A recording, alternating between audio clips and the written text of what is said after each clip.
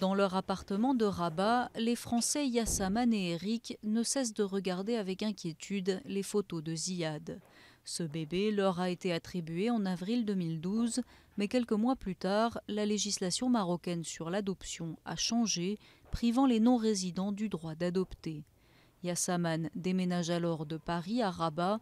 Depuis, le couple est dans l'attente.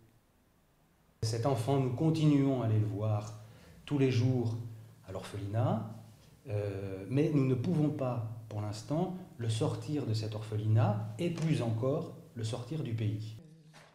Au total, plus de 100 familles sont dans le même cas qu'Eric et Yassaman. Ils attendent désormais la décision définitive du juge, mais craignent que la loi soit appliquée de manière rétroactive. Ils perdraient alors le droit d'adopter un enfant qu'ils considèrent déjà comme le leur. Le problème, c'est qu'on ne peut pas changer les conditions quand il y a un lien affectif qui s'est créé avec un enfant abandonné, dont tous les papiers sont en règle, des parents dont tous les papiers sont en règle. Et aujourd'hui, c'est au-delà du déchirement. C'est inconcevable pour moi de perdre mon fils. Comme dans la plupart des pays musulmans, l'adoption, appelée kafala, est réservée à ceux qui pratiquent l'islam. Pour les autorités, ce changement de législation n'est pas destiné à empêcher l'adoption par des étrangers, mais à mieux suivre et mieux protéger les enfants marocains.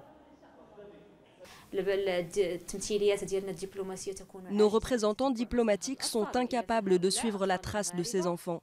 Comme ils sont marocains, la responsabilité de l'État, c'est de les protéger d'après la Constitution. Ce manque de traçabilité nous a obligés à revoir nos procédures qui organisent la kafala pour les familles étrangères. Pour le parti islamiste qui dirige le gouvernement marocain, c'est au juge de prendre une décision indépendante. Mais cela fait 6 fois que l'audience de ces familles est reportée par le tribunal de Rabat. La prochaine audience est prévue le 3 juin.